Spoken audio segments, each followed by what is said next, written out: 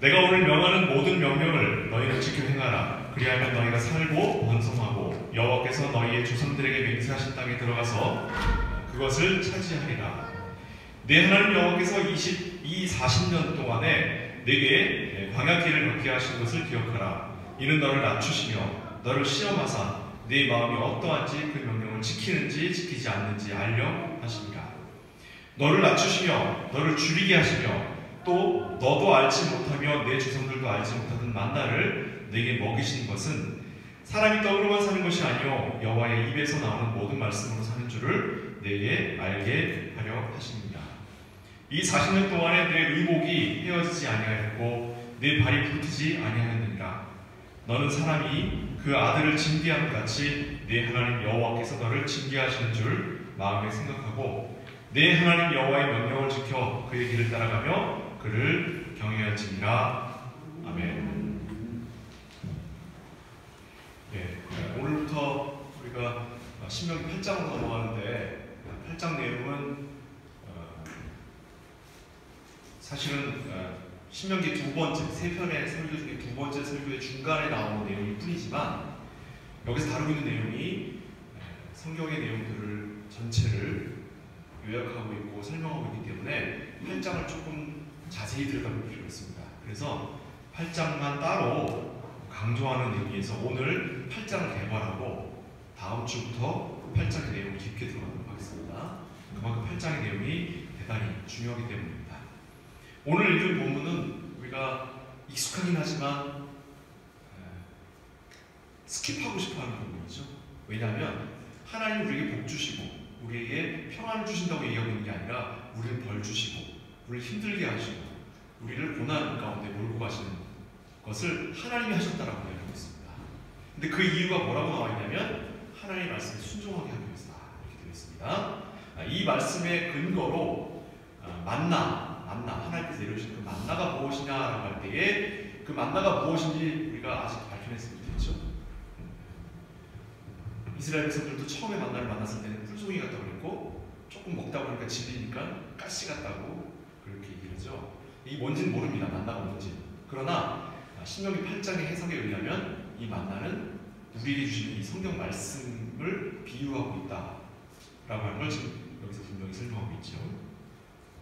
그래서 이와 같은 방식으로 우리가 신약의 예수님께서도 이 본문을 인용하실 때에 또 바울도 또 사도들도 이 본문을 인용할 때에 이 본문은 하나님의 말씀과 관계된 것으로 이해가 되고 있습니다.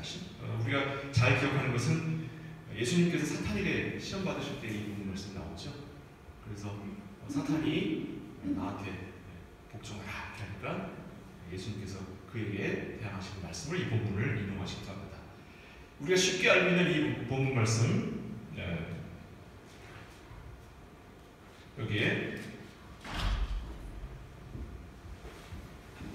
사람이 떡으로만 사는 것이 아니요 3절 말씀이죠. 사람이 떡으로만 사는 것이 아니요 여호와의 입에서 나오는 모든 말씀으로 사는 줄을 내게 알게 하려 하십니다. 이 본문 말씀의 근원이 여기입니다. 그럼 그 말씀의 근거가 뭐냐라고 할 때 이 만나와 관계된 이야기가 나오죠. 만나는 말씀으로 이야기가 분명합니다. 예. 그러면 이 8장의 내용들이 어떻게 흘러가는지를 한번 살펴보도록 하겠습니다. 자, 이스라엘 백성들이 하나님의 인도하심을 따라서 출애굽을 했습니다. 출애굽을 하고 광야 생활을 하면서 그들이 여러 가지 일들을 경험하는데 그들의 그와 같은 경험들이 사실 하나님의 말씀에 순종하며 살아가게 하기 위함입니다. 그들에게는 희망이 없죠. 제가 지난번에 한번 설교하면서 얘기했었지만 음식은 어떻게라도 구할 수 있죠. 사냥을 해서라도 구할 수 있습니다. 그런데 이동하고 있는 백성들에게 가장 힘든 일이 뭐라고요? 가장 힘든 일이 물을 구하는 일이에요. 음식은 이동하면서 얼마든지 구할 수 있습니다. 사냥을 하면 되니까. 물은 이동하면서 구할 수가 없어요. 이건 한 군데 머물러서 우물을 파야 하지만 거기서 물이 나오는 거니까. 그래서 사실 이스라엘 백성들에게 가장 끔찍했던 일은 물을 구할 수 없었던 겁니다. 이스라엘 백성들은 그 물을 하나님께 제일 먼저 구하죠. 그 사건에서 성경은 이스라엘 백성들이 불신앙을 드러냈다라고 이야기합니다. 사실 상식적으로 이야기했을 때 이스라엘 백성들이 물을 하나님께 구한 건 상식적으로 맞는 일입니다. 그 틀린 일이 아니에요. 너무너무 당연한 일입니다. 우리가 우리 일상에 관하여 하나님께 간구하는 것 너무 당연한 일입니다. 그런데 그 일상에 관한 일을 하나님께 구했을 때 이스라엘 백성들이 들은 이야기가 불순종하는 자들이라 하는 말을 들었습니다. 똑같이 우리에게 적용한다면 우리가 하나님의 뜻과 하나님의 말씀에 순종하는 것 이전에 나의 소원과 나의 요구를 하나님께 먼저 구하는 걸 하나님은 뭐라고 부르신다고요? 불순종이라고 부르신다고. 이 관계가 우리의 신앙에 있어서 대단히 중요한 부분입니다. 왜냐하면 우리의 모든 요구보다 앞서서 무엇이 있어야 하냐면 말씀이 있어야 됩니다. 말씀. 그 말씀을 어떻게 우리가 대하고 그 말씀을 어떻게 우리가 읽으며 들으며 순종할 것인가 하는 것이 대단히 중요한 거죠. 그럼 내 삶을 다 손들이째 버려버리고 수도원 같은 데 들어가서 말씀만 읽고 살 것인가? 또 그것을 성경이 우리에게 요구하지 않습니다. 이게 우리에게 있어서 대단히 어려운 부분이에요. 우리는 이 땅에 발을 딛고 살아가지만 우리의 영혼은 하나님의 나라에 속한 자들이라고 하는 것. 이 부분은 목사도 대신해 줄 수 있는 게 아니고 천사도 대신해 줄 수 있는 게 아닙니다. 심지어는 예수님이 대신해 주는 게 아니고 하나님 대신해 주시는 게 아니에요. 누가 해야 하는 것이냐면 우리가 해야 하는 거예요. 나 스스로가 이 문제를 직접 대면할 때에 그 문제에 대하여 기본적인 모든 것들을 누가 이루셨다? 예수께서 십자가에서 이루셨다라고 하는 겁니다. 그러니까 모든 100%를 하나님께 다 의뢰하는 것이 아니라 그렇다고 해서 내가 또 다 짊어지는 게 아니라 그 가운데 어떤 지점이 우리가 서야 할 것인가 라고 하는 것이 우리가 평생 동안 살아가면서 찾아야 할 지점이라고 하는 거죠. 이게 사실은 우리 학자들에게 있어서도 기독교 철학자들이나 기독교 종교학자들이 고민에 많이 빠졌던 부분입니다. 지난주에 제가 소개했던 키엘케고르의 공포와 전쟁이라고 하는 것도 바로 이거에 대한 고민이라고 하는 거죠. 이제 오늘 말씀으로 들어갈 때에 신명기 8장에 보시면 이스라엘 백성들이 얼마나 이 말씀에 대하여 순종하지 않았는가라고 하는 것을 또 말씀에 순종하지 않으며 살아갈 것인가라고 하는 것을 이 말씀이 이미 담고 있습니다. 그래서 여기 보시면은 4절 한번 볼게요. 이 40년 동안에 내 의복이 헤어지지 아니하였고 내 발이 붓지 아니하였느니라. 희한하죠. 저는 옷을 하나 사면 습관이 이렇게 아마 바지를 여기를 이렇게 제가 이렇게 문지르는 습관이 있나 봐요. 저는 바지를 사면 1년이 되면 여기 바깥쪽이 터져요. 바깥쪽이 해집니다. 여기가 봉제선이 해져요. 그래서 제가 독일 와서 처음 양복을 버린 것도 여기가 해져서 버렸습니다. 아마 제가 약간 겉으로는 당당한 척하면서 속으로는 되게 소심한가 봐요. 이렇게 막 문지르고. 네. 옷을 사가지고 그 옷을 입으면 1년, 2년 혹은 3년 유행이 당하기 전에 옷이 헤어지는 경우가 있죠. 근데 성경에 의하면 이스라엘 백성들이 출애굽을 해갖고 가나안 땅에 들어갈 때까지 그들의 뭐가 헤어지지 않았다고요? 의복이 헤어지지 않았다. 여기에는 신발도 포함됩니다. 40년 동안 매일 걸었는데 신발도 헤어지지 않았어요. 신발도. 그러니까 이스라엘 백성들은 광야길을 걸으면서 매일매일 기적입니다. 그들이 매일 먹을 것들이 하늘에서 떨어지고 그들이 매일 입고 매일 신고 다니는 그 신발과 의복이 헤어지지 않는 거예요.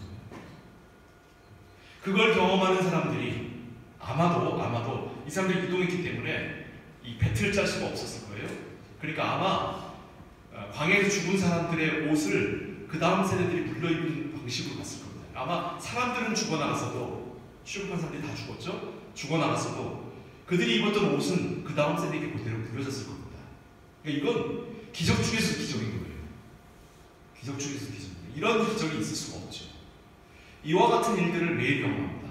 낮에는 구름 기둥이, 밤에는 불 기둥이 그들에게 그늘과 따뜻한 온기를 허락하면서 살아가는 거예요. 그런 그들이 매일같이 기적을 보는 그들이 하나님의 말씀 앞에서 어떻게 생활했어요? 불순종의 생활아. 하나님은 나를 지킬지라도 나는 불순종하리라. 할렐루야. 얼마나 대단한 믿음입니까? 그죠? 그와 같은 방식으로 살았습니다. 우리는 그들 솔직하지 하죠. 하지만 그들의 그와 같은 삶이 뭘 우리에게 보여주고 있냐면 무엇이 그것이 우리의 포빌트냐면 우리가 성경책을 매일 읽을 수 있다라고 합니다. 이스라엘 백성들은 우리보다 못한 것이 있었습니다. 이게 없었어요. 이게 없었어요. 그들은 자 보세요. 그들이 살고 있던 시대가 창세기, 출애굽기, 레위기, 민수기, 신명기가 쓰여지던 시대예요. 성경의 가장 첫 번째 권들이 쓰여지던 시대입니다. 당연히 성경이 있을 수가 없죠. 그러니까 그들에겐 매일같이 하나님 만나를 내리셔야 되고 매일같이 모세를 통해 말씀을 전하셔야 됩니다. 그런데 우리는 다 가지고 있어요. 하루를 자야 내일 무슨 말씀 주실까 하고 기다리는 게 아니라 다 주셨어요. 다. 언제라도 내가 읽어서 읽어보실게요. 하나님의 말씀이 무엇을 의미하는지 우리가 언제라도 직접 연구해 볼 수 있도록. 그런데 우리는 뭐예요? 구약의 불순종을 비웃습니다. 그 정도 불순종은 불순종이 아니야. 하나님께서 주신 말씀을 외면할 정도가 돼야 이게 진짜 불순종이지 하면서 우리의 불순종을 자랑하면서 서로 누가 더 불순종할까를 실력 대결하면서 살아가고 있죠.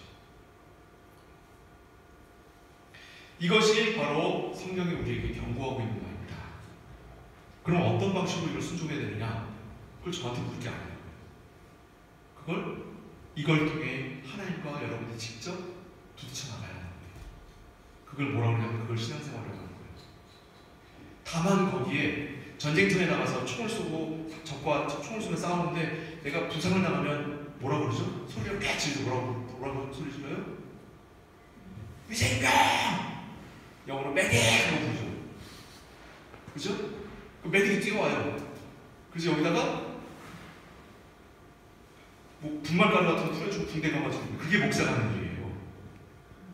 목사는 여러분들 대신 총 쏴주는 사람이 아니고 여러분들 대신에 총 맞아주는 사람이 아니라 다친 데를 치료해주는 사람일 뿐이에요.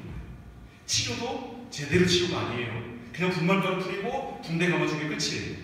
너무 아파하면 진통제 하나 놔줘. 목사를 의지하면 안 되는 겁니다. 승자를 의지해도 안 되는 거예요. 어떻게 해야 돼요? 오직 말씀으로 하나님과 직접 대면하셔야 됩니다. 이스라엘 백성들이 이 부분에 관하여 실패한 겁니다. 그거를 8장의 뒷부분에 가면 이제 하나님께서 쭉 설명을 하고 계셔요. 8장 20절 한번 가볼게요. 우리 본문 조금 밑에 맨 끝으로 가보면 이렇게 되어 있습니다. 8장 20절 여호와께서 너희 앞에서 멸망시키신 민족들 같이 이런 뭐뭐 같이라는 말 한번 긴장하셔야 돼요. 하필이면 나쁜 놈들 같이 너희도 멸망하리니 이는 너희가 너희의 하나님 여호와의 목소리를 청종하지 아니하였습니다. 우리가 멸망하는 이유는 뭐예요? 말씀에 관심 없는 거. 우리가 멸망당하는 우리가 하나님으로부터 벌을 받으러 하나님으로부터 외면당하는 이유는 다른 이유가 하나도 없어요. 말씀을 우습게 생각합니다. 말씀. 근데 여기 멸망하리니라고 했는데 멸망했습니까 우리가? 이스라엘 백성들이 멸망해요? 안 하죠. 그러니까 이 말은 니네가 말씀을 안 듣는 내가 너희를 멸망시킨다라고 하는 것을 의지로 하나님께서 필히 그렇게 하신다라고 하는 법전의 선언문으로 읽으신 게 아니라 너네 그럼 죽어 너 죽어 내가 가만히 안 둬 너 하시는 거예요. 무슨 말이에요? 엄마가 말 안 듣는 아들 혼내면서 너 엄마 말 안 들어서 엄마 죽을 것 같아. 너 그냥 오늘부터 엄마 아들 하지 말자. 너 집 나가서 너 혼자 살아. 어때요? 아들이 방에 가서 가방을 싸죠. 침낭을 싸고 이제 밖에 나가 먹을 이제 육포 같은 걸 넣어야지. 며칠 버텨야 되니까. 그리고 갈아입을 옷 같은 거 싸는 거. 그 아들이 후자입니까? 맞아요? 아니죠. 왜요? 엄마가 진짜 죽으려고 준비하는 거예요? 엄마가 진짜 아들하고 끝내려고 준비하는 거예요? 아니죠. 엄마 말 좀 듣자고 엄마랑 같이 좀 엄마 말 잘 듣고 좀 잘 살자고 아들을 설득하는 방법 아닙니까? 성경 말씀은 그거예요. 그런데 우리는 그것만 보고 벌벌 떠는 거지. 이제. 내가 산책다가 다리가 부러지면 내가 하나님 말씀을 모르겠나? 내가 뭘 잘못했나? 이것도 찾는 거예요. 그렇지 않습니다. 목사도 산 씻다가 발을 잘못 딛으면 발이 부러질 수 있는 거예요. 죄를 지었기 때문이 아니라 근본이 죄이기 때문에 우리는 고통을 당하고 살아가는 원론적인 의미만 있을 뿐 그때그때 우리가 당하는 상처나 아픔들이 즉각적인 하나님께 대한 불순종에 대한 벌로 하나님이 주시는 것이라는 것은 너무 과하다는 거죠. 왜냐하면 그것에 비하면 우리의 일상이 얼마나 불순종으로 가득 차 있는데요. 그러니까 우리가 해야 될 것은 무엇이냐면 자괴감에 빠지거나 하나님 나를 버리신 건 아닌가, 내 기도는 왜 안 들으시는가 라고 하는 것에 대한 번민에 빠질 게 아니라 어떻게 하면 내가 하나님의 말씀에 더 가까운 삶을 살아갈 수 있는가에 대하여 고민하지 마세요. 이걸 들여다보시죠. 이걸 들여다보면 새로운 세상이 열린다는 거예요. 정말 신기한 세상이 열려요. 거짓말 같아요? 안 해봤으니까 모르는 거예요. 우리가.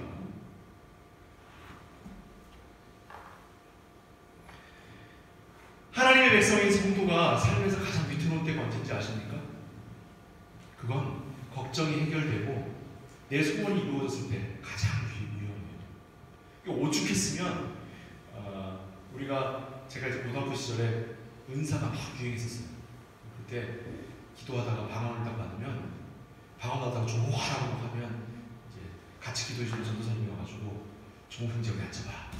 그러면서 고린도전서 12장 13장을 읽게 하시면서 12, 13, 14장을 읽게 하시면서 은사를 받았을 때는 이건 사랑과 함께 주신 것이기 때문에 형제가 사랑을 해야 하고 이것만큼 더 조심해야 시험에 빠지지 않아. 여러분 이제 기도를 해주셔요.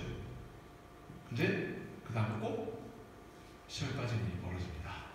잘 기억은 안 나요. 하여튼 은사를 받으면 되게 힘들었던 기억만 나요. 내용은 잘 기억이 안 나지만 그건 하나의 예일 뿐입니다. 꼭 그렇다는 얘기가 아니라 하나의 예일 뿐이에요. 우리가 가장 신앙에 있어서 위기가 올 때가 언제냐면 내가 힘들고 어려울 때가 아니라 내가 등 따시고 배부를 때예요. 왜요? 힘들고 어려우면 우리가 누굴 찾아요? 하나님 찾잖아요.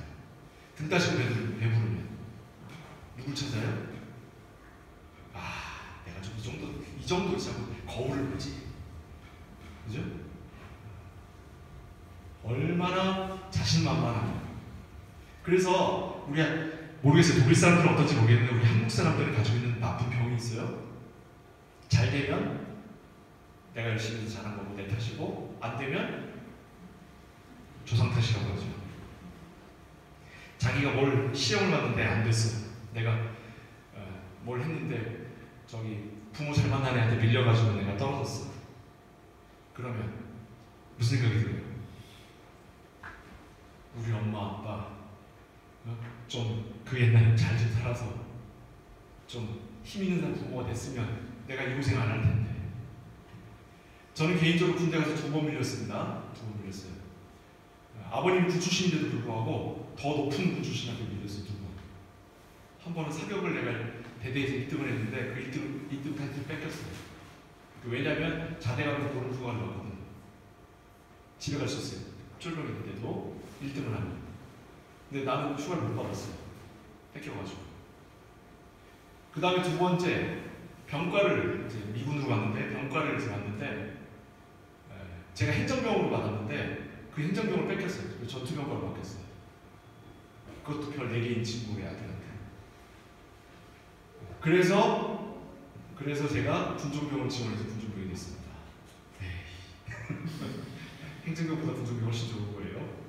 그래서 내가 무언가를 잘하고 무언가를 잘못했을 때 우리는 습관이 남의 탓을 부리는 습관이 있습니다. 내가 같이 일한 사람들이 변변치 못해서 우리 팀원들이 변변치 못해서 우리 팀의 성과가 좋지가 않겠지. 우리가 발표를 했는데 그거 발표하는 그 친구가 준비를 제대로 못해가지고 이 모양이 됐지. 오죽했으면 카톨릭에서 예전에 한 30년 전에 그런 운동에서 30, 40년 전에 그런 운동 있었죠? 메타시오 운동 있었죠? 이 습관은 인간이 가지고 있는 죄성을 드러내는 하나의 나쁜 습관인 겁니다. 성경에 보면은 이제 신명기 우리 읽은 본문 중에 이제 우리 본문하고 아까 읽은 본문 중간에 12절에서 14절 말씀 한번 볼게요. 12절에서 14절, 8장 12절, 13절, 14절. 네가 먹어서 배부르고 아름다운 집을 짓고 거주하게 되며 또 내 소와 양이 번성하며 내 임금이 증식되며 내 소유가 다 풍성하게 될 때에 내 마음이 교만하여 내 하나님 여호와를 잊어버릴까 염려하노라. 여호와는 너를 애굽 땅 종되었던 집에서 이끌어내시고 너를 인도하여 그 광대하고 위험한 광야 곧 불뱀과 전갈이 있고 물이 없는 건조한 땅을 지나게 하셨으며 또 너를 위하여 단단한 반석에 물을 내시는 분이시다. 그런데 내가 잘되고 넉넉해지면 이 뒤에 지금 12절 13절이 이루어지면 14절 15절이 갑자기 초라하게 느껴지는 거예요. 앞에 우리 12절 13절 빼고 뒤에 14, 15절만 읽으면 맞아, 하나님 우리를 이렇게 이끌어오셨는 데가 되는데 지금 12, 13절 같이 읽으니까 14, 15절이 얼마나 초라하게 보입니까? 우리 인생이 그렇다고요. 우리 인생이 그래요. 우리의 삶이. 하나님이 우리를 인도해 오셨는데 우리가 정말 힘들고 어려울 때는 그 하나님의 도우심이 생명줄 같이 보이죠. 그런데 내가 성공하고 내가 잘되고 나면 갑자기 하나님이 인도하시고 하나님이 이끌어 오셨던 그 모든 기억이 내 머릿속에서 사라집니다.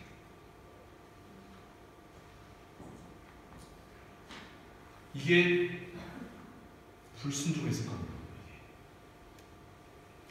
말씀을 일상 가운데서 계속 누리고 있지 않는 사람들은, 계속 일상적으로 이 말씀을 접하지 않는 사람들은 내가 진짜 어려운 상황에 있을 때 그 말씀을 내가 기억하지 못합니다. 그런데 일상 중에서 말씀을 붙들고 살던 사람도 성공을 하면 그 말씀 기억이 안 나요. 더 무서운 거예요.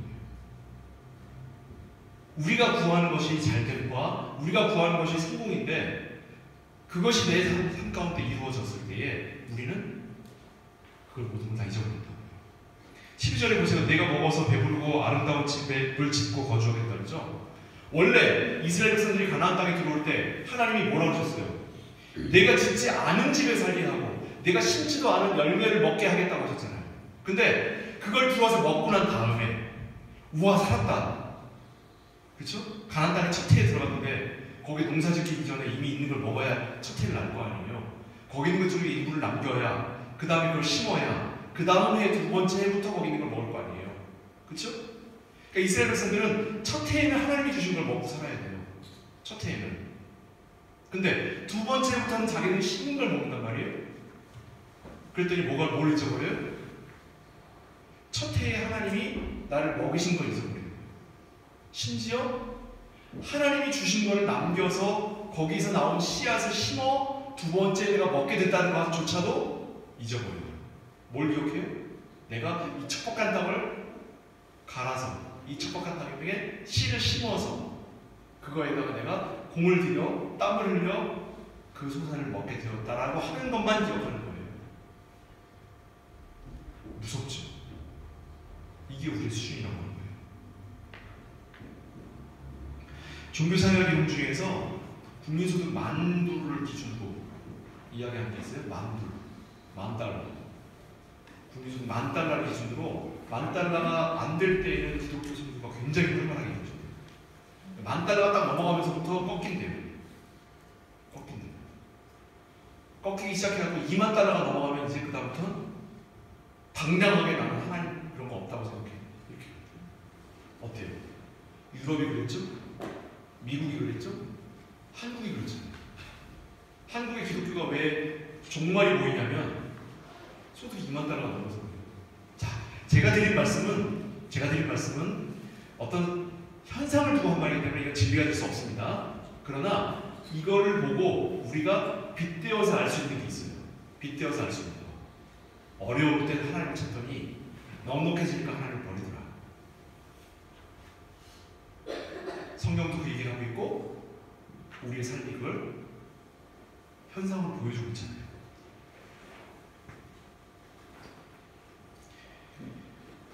내 마음이 교만하며 내 하나님 여호와를 잊어버릴까 두려워하노라. 여호와는 너를 애굽 땅 종되었던 집에서 이끌어내시고 너를 인도하여 그 광대하고 위험한 광야 곧 불뱀과 전갈이 있고 물이 없는 건조한 땅을 지나게 하셨으며 또 너를 위하여 단단한 반석에서 물을 내셨으며 내 조상들도 알지 못하던 만나를 광야에서 내게 먹이셨나니 이는 다 너를 낮추시며 너를 시험하사 마침내 내게 뭘 주려 하십니까?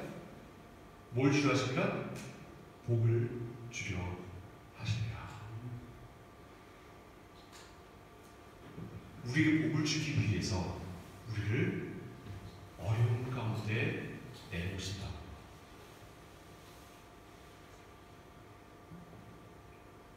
우리는 넉넉해지면 신앙의 근본을 잃는 사람들입니다. 그걸 인정하고 가셔야 돼요. 아니, 나는 달라. 나는 어렸을 때 나는 진짜 어려운 거 하나도 없었는데 엄마가 100원 주면 꼭 나는 그 100원 꼭 들고 와서 헌금하는데 나는 아낀 적이 없어. 내 친구들 그거 가지고 과자 사 먹고 딴짓 했는데 나 한 번도 그것을 쓴 적이 없어. 그게 어려울 때라는 거예요 지금. 그게 진짜 어려울 때가 언제예요? 진짜 어려울 때. 우리 솔직히 보십시다. 이 헌금 내면 내가 이번 주에 밥 한 번 먹는데 가 계산될 때 아니에요. 내가 한번 차 못 타고 걸어가야 되는데 가 계산될 때 그게 걱정이 될 때가 진짜 어려울 때 아닙니까? 그걸 경험해 본 적이 없다면 어려운 때 얘기하시면 안 돼요. 그런 걸 경험해 본 적이 없다면 내가 당장 이걸 하나님께 드려서 내가 누릴 수 있는 걸 포기해야 하는 일이 있지 않으면 어려운 때에 대해 얘기할 수 있는 게 아닙니다.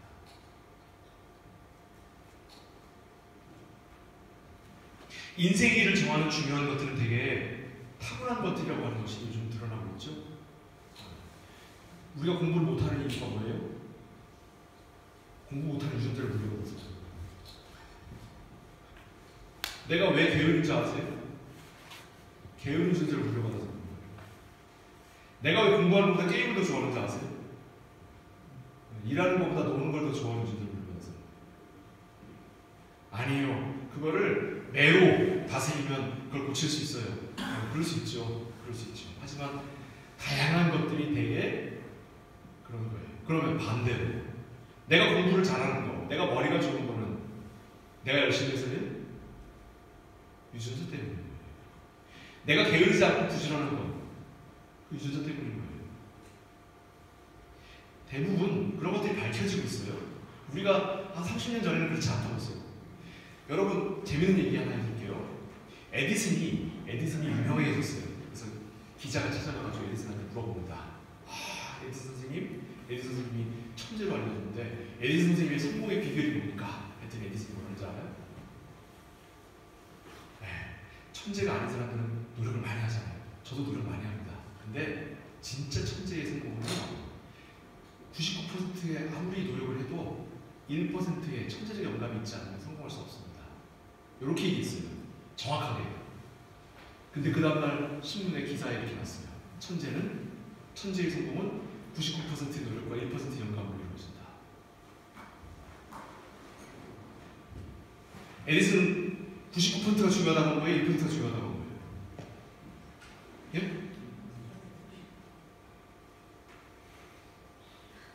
99% 노력을 해도 1%의 천재 영감이 있지 않으면 성공할 수 없습니다. 99%가 중요한 거예요? 1%가 중요한 거예요? 1%가 중요한 거예요. 에디슨은 여기다가 포인트를 뒀어요. 근데 기자는 거짓말했으니까 참말로 쓴 겁니까? 참말로 썼죠. 천재의 성공은 99% 노력과 1% 영감으로 이루어진다. 맞죠? 읽은 사람은 뭐라고 읽었어요? 읽은 사람은 노력이 중요해요? 영감이 중요해요? 네? 노력이 더 중요하다고 했잖아요.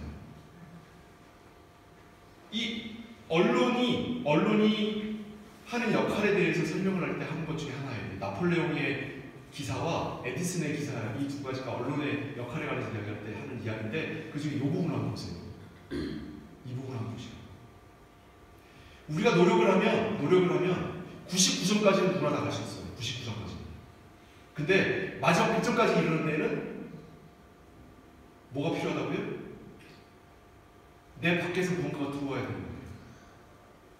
근데 지금 여기에서 필요로 하는 건 100점이 필요한 거거든. 99점이 필요한 게 아니라. 그럼 완성은 무엇을 이루어진 거예요?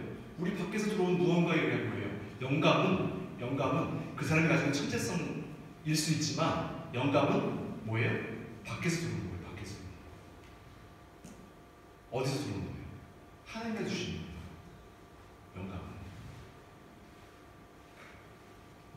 하나님이 그를 천재로 만드신 것과 하나님이 그를 바보로 만드신 것이지 그 사람이 성장하는 과정 중에서 좋은 환경과 좋은 교육을 받아서 천재가 되고 나쁜 교육과 나쁜 환경에서 자랐기 때문에 바보가 되고 하는 것이 아니라고 하는 것을 사실은 요즘 많이 여기저기서 많이 드러나요. 그게 왜 그러냐면 과거에 어려울 때에는 환경이 좀 좋았던 사람들에게 기회가 더 많았거든요. 그래서 과거에는 노력들에 의해서 뭔가 되고 안 되고 이런 것들로 보여졌었습니다. 근데 지금은 다 비슷하거든요. 비슷한 경제적 수준, 비슷한 환경들이 주어지니까 이제 그것들이 드러나기 시작하는 거예요. 귀족 자녀로 자랐다고 해서 그 사람이 천재가 됩니까? 독일에 그래요? 제가 아는 폰 이름 들어간 사람 중에 변변한 사람 본 적이 없어요.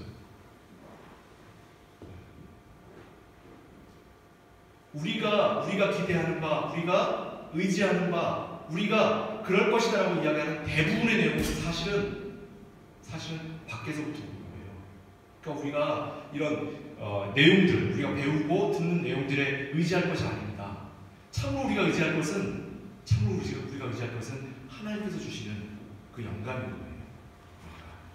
그 영감은 삶의 여러 가지 자리에서 다양한 모습으로 우리에게 허락되는 겁니다.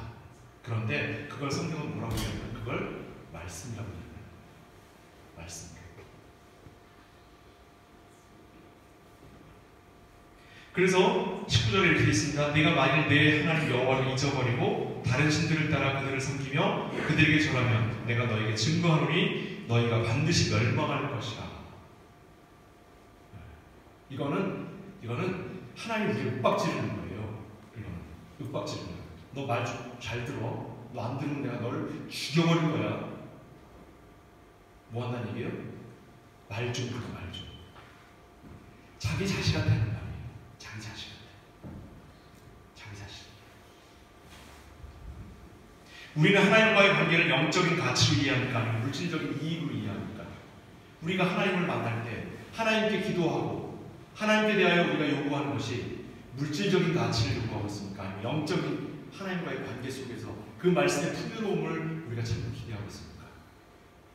오늘 설교 말씀 드리면 그래, 앞으로는 물질적인 것보다는 영적인 가치에 내가 기대해야지 하고 한 번쯤은 영적인 기도를 하죠. 그리고 99번은 열심히 노력을 다하여 내 물질적인 충만함을 위해서 기도하시겠죠. 그걸 성경도 알아요. 하나님도 아셔요. 그런데도 불구하고 하나님은 용서하시고 다시 그 말씀을 하시는 거예요. 그래, 네가 그렇지. 하지만 내가 다시 한번 너한테 얘기하노니 물질적인 가치가 아니라 영적인 하나님의 말씀 가운데 충만하기를 기도해라 하고 끊임없이 기도해 주시는 거예요. 왜? 우리가 뭐길래? 우리가 하나님의 자녀가 되는 겁니다. 자녀는 다른 거예요. 자녀는 자녀 아닌 사람들과 차원이 달라요. 이건 비교할 수 없는 포어타일을 가지고 살아가는 거예요. 하나님 공정하셔야지, 이 세상을 창조하신 하나님과 공정하셔야지 이야기할 수 있는 게 아니에요. 하나님은 이미 우리를 사랑하시기에 공정함 따위는 이미 저 세상에 던져버렸었어요. 우리에게는 하나님은 너무 많은 포어타일을 허락하고 계십니다. 무엇으로? 기다리시고 어떻게 되기를? 우리가 그의 말씀을 듣고 깨닫고 순종하기를.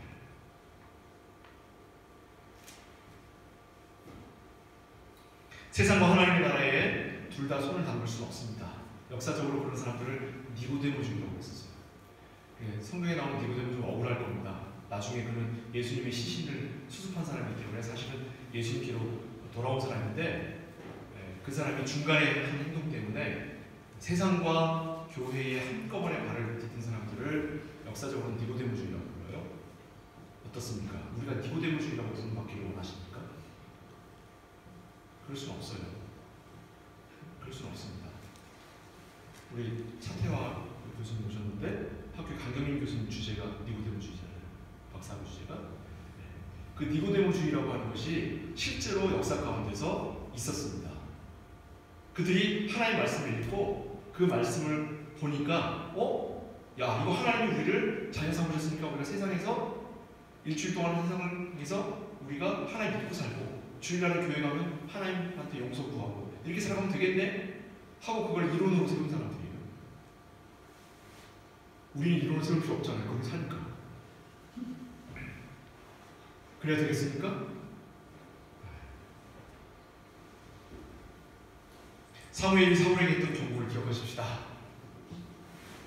사무엘상 15장 22절에 순종이 제사보다 낫고 하나님의 말씀을 듣는 것이 순양의 기름보다 낫다 했습니다. 주일날 와서 종교 생활하는 걸로는 안 돼요. 기독교인 척하는 걸로는 안 됩니다. 여기 와서 설교 듣는 척하고 앉아있는 것만으로는 안 돼요. 그걸로는 안 된다고 성경이 얘기하고 있어요. 여기 와서 여러분 졸지 않고 앉아서 예배 1시간 동안 열심히 듣는 것, 순양의 기름이에요. 이게 제사예요. 이게. 이거보다 뭐 해야 된다고요? 순종하셔야 된다. 순종하려면 그 말씀이 뭘 의미하는지 알아야지. 말씀이 뭔지를 알아야지. 말씀이 뭔지 어떻게 알 수 있어요? 목사님 설교 들으면 다 되잖아요. 아니에요. 아닙니다. 그렇지 않아요. 우리 말씀을 가까이 하는 삶을 사십시다. 그것이 우리의 살 길입니다. 우리가 형제가 되고 우리가 자매가 된 것, 하나님께서 우리를 하나님의 자녀로 부르셨기 때문이에요. 우리를 자녀로 부르심은 하나님의 말씀의 능력입니다. 말씀이 육신을 입고 오신 그 예수 그리스도께서 우리를 그렇게 하셨기 때문에, 그렇게 하셨기 때문에 우리가 하나님의 자녀가 된 거예요. 하나님의 자녀가 됐다는 얘기는 우리를 하나님의 자녀가 되게 한 그 말씀의 능력이라고. 그렇기 때문에 우리가 그 말씀을 알아야 합니다. 그 말씀을 우리가 쥐어야 돼요. 그 말씀 가운데 우리가 살아야 합니다. 그 말씀이야말로 우리의 생명줄이기 때문입니다. 이제 오늘 우리가 함께 한 형제, 한 자매가 되어 그 말씀 가운데 서겠다고 마음으로 선언하는 우리 한 형제와 한 자매가 세례를 받습니다.